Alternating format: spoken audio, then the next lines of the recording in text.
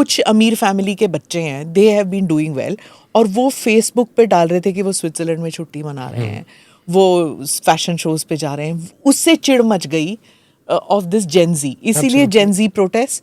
अब मुझे बताइए, how much was social media you know a catalyst in this protest?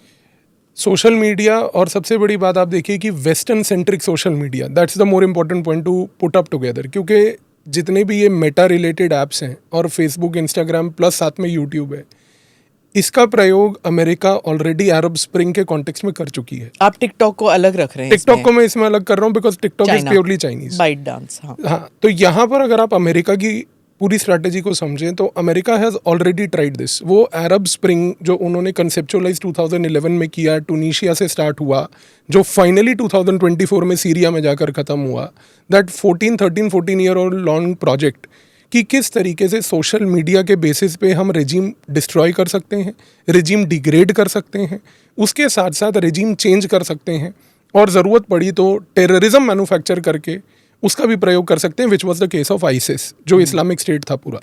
सो ये सोशल मीडिया की strategy America has already mastered. अगर आप आज की डेट में काठमांडू वैली जाते हैं तो काठमांडू वैली के आसपास जो चारों तरफ पहाड़ियाँ हैं, उन चारों पहाड़ियों के आसपास अगर आप ध्यान से ऑब्जर्व करेंगे, अमेरिका ने वहाँ पर बहुत केयरफुली अपने एसेट्स को नर्चर करके रखा हुआ है. इनफैक्ट मैं जब नेपाल गया और मैंने जब वहाँ पे कुछ जाके इन्फ्लुएंशियल लोगों से बात करी, वो ये कहते हैं कि एक नेपाली सिटीजन उन अपने ही पहाड़ियों में नहीं जा सकता जो बिल्कुल नेपाल की वैली में आसपास हैं. एसेट्स का क्या मतलब? एसेट्स का मतलब यहाँ पर ये है कि वो लोग जो किसी भी तरीके से चाइना को काउंटर करने के लिए, इंडिया को काउंटर करने के लिए एक नरेटिव मैन्युफैक्चर करने के लिए वहाँ पर बैठे हैं. अब वो नरेटिव चाहे वहाँ पर फॉर दैट मैटर इस मोमेंट पर मोनार्की के खिलाफ पहले उन्होंने करने की कोशिश करी जब लास्ट 1 ईयर से मोनार्की हो रहा था रिवाइवल, अब उन्होंने चाइना के खिलाफ एक कोल्ड वॉर अपनाने के लिए इन ऐप्स के थ्रू करा. तो यहाँ पर अगर आप ध्यान से ऑब्जर्व करो तो लोग आज की डेट में प्रोटेस्ट इस बात से कर रहे हैं कि हमारा फेसबुक जो है वो चला गया, क्योंकि नेपाली बिजनेसेस जितने छोटे छोटे थे वो सारे फेसबुक और इंस्टाग्राम से चल रहे थे. तो अमेरिका ने सबसे पहले क्या किया, अपनी डिपेंडेंसी वहाँ पर बनाई. फिर डिपेंडेंसी को जब उन्होंने विड्रॉ किया, और मेटा ने डेलिबरेटली वहाँ पर आप देखिए कि जो गवर्नमेंट गाइडलाइन थी कि रजिस्टर कीजिए, उन्होंने नहीं किया. टिकटॉक ने किया. बट मेटा ने क्यों नहीं किया? करने को मेटा चाहता तो वो रजिस्टर कर सकता था, but they never wanted to register. They've registered in India. But वहाँ पे नहीं किया because they wanted a tool. उनको एक ऐसा सिस्टम चाहिए था जिसके बेसिस पे वो मास मोबिलाइजेशन कर पाए. पर फेसबुक पे जो पोस्ट डाल रहे थे या फिर इंस्टाग्राम पे जो पोस्ट डाल रहे थे, वो तो ये नेपो किड्स डाल ही रहे थे ना? बिल्कुल डाल रहे थे, लेकिन उसी के साथ साथ जितना भी ये ग्राउंड लेवल पर मास मोबिलाइजेशन का काम करना था, ये कैसे होता? ये भी सोशल मीडिया से ही होना था. इस सोशल मीडिया के मास मोबिलाइजेशन के लिए इन्होंने इसको डेलिबरेटली रजिस्टर नहीं किया. और अगर आप ध्यान से ऑब्जर्व करो, नेपाल में आज बहुत सारे लोग ये कहते हैं, to what extent it is true, probably somebody very deep in Nepal can tell us. Nepal का जो मेयर है इस मोमेंट पे, काठमांडू में खास करके, that person also has been given a huge amount of American backing, और वो अमेरिकन बैकिंग के नाम से वो बंदा वहां पर पहुंचा है. तो that has already been manufactured by America as an alternate model of governance. They had done the similar experiment in India with respect to Delhi.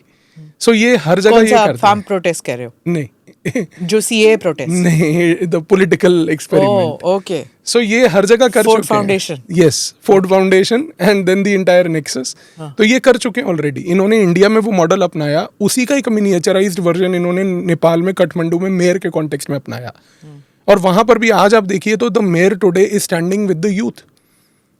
He is standing with the youth. Balen Shah उसका नाम है. He is standing with the youth there. So the question is, it's a very clear cut idea कि But the youth will say कि ये तो organic है, we want Oli to go, we want the government to fall.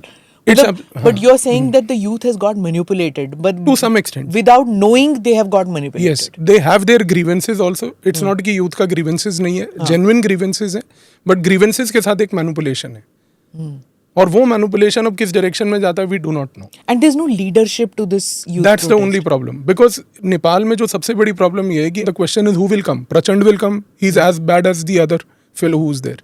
If Prachanda will not come, the Koirala family will come, they are also as bad. As bad मतलब कि youth के हिसाब से? देखिए, मैं आपको एक सिंपल चीज बताता हूँ. मेरे को एक बहुत इंपॉर्टेंट नेपाल के एक पॉलिटिकल कमेंटेटर ने वहाँ पर बताया कि पूरी नेपाल गवर्नमेंट जो है वो एक म्यूजिकल चेयर है. वहाँ पर एक हटता है तो दूसरा आता है, दूसरा हटता है तो तीसरा आता है. They have controlled power. They don't want anybody else to come. So उनमें टैसिट अंडरस्टैंडिंग है, चलो 1 साल 1.5 साल तुम आ जाओ, 1 साल 1.5 साल तुम आ जाओ. So that's where the new mayor experiment came to keep the hope of democracy alive. कि नहीं देखिए आप डेमोक्रेसी से डिसल्यूजन मत होइए कि डेमोक्रेसी जो है वो बिल्कुल करप्शन बेस्ड है, एक नया एक्सपेरिमेंट करते हैं. So that hope remains alive. अब question is that can the new mayor here in Kathmandu emerge as the next leader at the national level. Namaste, Jai Hind. You're watching ANI podcast with Smita Prakash. अगर हम उसको मस्जिद कहेंगे तो फिर विवाद होगा. The issue is टूटा है क्या भारत? 400 पार का मतलब ये है कि संविधान खतरे में है. क्या हम लोग ये निर्देश देते हैं कि फला को गिरफ्तार करके जेल डाल दें? वही तो कह रहे हैं सब. ये बेबुनियाद निराधार आरोप. सच्चा सुनना चाहो देखो स्मिता प्रकाश ANI. It does not lie.